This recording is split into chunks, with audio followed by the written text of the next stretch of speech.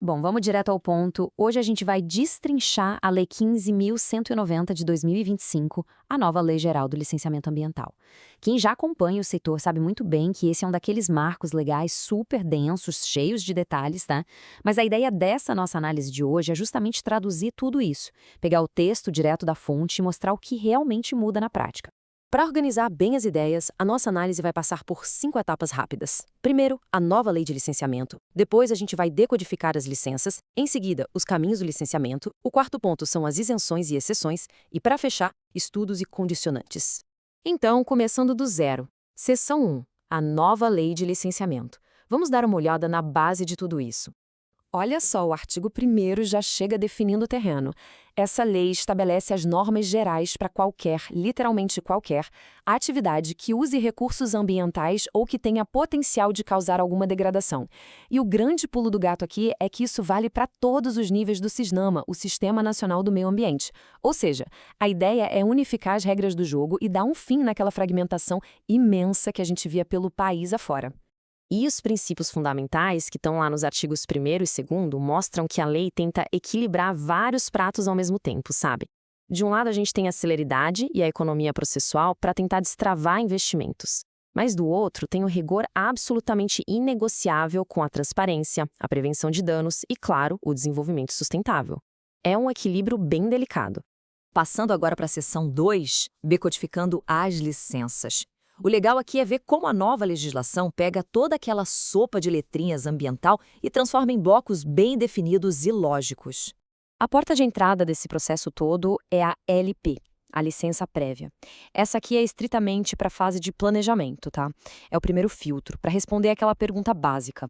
Vem cá, a localização e a ideia geral desse projeto são viáveis ambientalmente?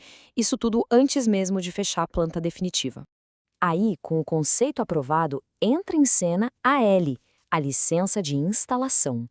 É ela que dá a permissão formal para realmente colocar as máquinas no terreno e começar a obra. É o sinal verde que atesta que todos os programas de prevenção e mitigação já estão prontos para rodar. E finalmente chega a LO, a licença de operação. Como o próprio nome diz, é o que autoriza virar a chave, ligar os equipamentos e começar a rotina da atividade. E claro, isso fica sempre amarrado a ações super rigorosas de controle e monitoramento no dia a dia. Colocando isso numa linha do tempo, a gente nota que essas 3 fases criam um ciclo de vida blindado. O licenciamento não é um obstáculo isolado que a gente pula e pronto. É um acompanhamento contínuo, que vai desde o primeiro desenho na prancheta até o funcionamento diário da operação. E um detalhe crucial que o artigo 6º traz é a previsibilidade dos prazos. A LP e a LI têm uma validade que varia de 3 a 6 anos, dando fôlego para estruturar o projeto. Já a LOR, que regula a atividade funcionando de fato, garante um horizonte operacional mais longo de 5 a 10 anos. Muito bem, seção 3, os caminhos do licenciamento. Como a gente sabe, nem todo projeto é igual, então é aqui que os processos começam a se ramificar. O artigo 18 desenha vários caminhos diferentes, totalmente ajustados à complexidade de cada caso. Tem desde o procedimento ordinário, que é aquele padrão com as 3 etapas separadas, até procedimentos simplificados, que juntam licenças, procedimentos corretivos para regularizar o que já está funcionando, e até um regime especial focado em obras estratégicas. Basicamente, a lógica por trás disso é a proporcionalidade. Projetos gigantescos, com muito impacto, vão enfrentar aquele rito ordinário robusto. Agora, para atividades de menor impacto, onde as consequências já são super conhecidas e mapeadas, a lei oferece umas vias mais expressas que se baseiam bastante no compromisso assumido pelo próprio empreendedor. Seguindo em frente, seção 4, isenções e exceções. Afinal, a legislação também deixa muito claro quem fica totalmente de fora dessa estrutura.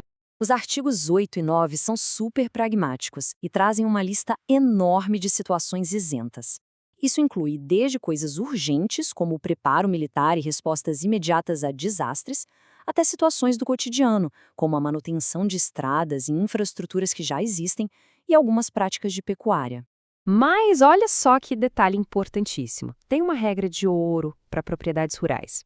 Para que essas isenções agrícolas realmente valham, a propriedade precisa, via de regra, estar regularizada no CAR, o Cadastro Ambiental Rural, ou seja, sem dever nada em termos de reserva legal ou de área de preservação.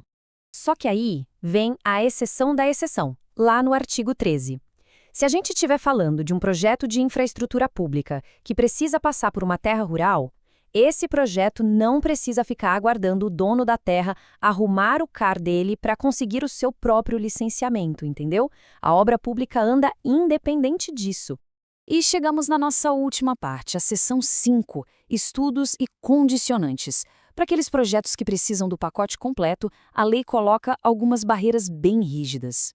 O artigo 14 exige uma lógica hierárquica que é quase um mantra aqui. O primeiro passo é sempre tentar prevenir o impacto.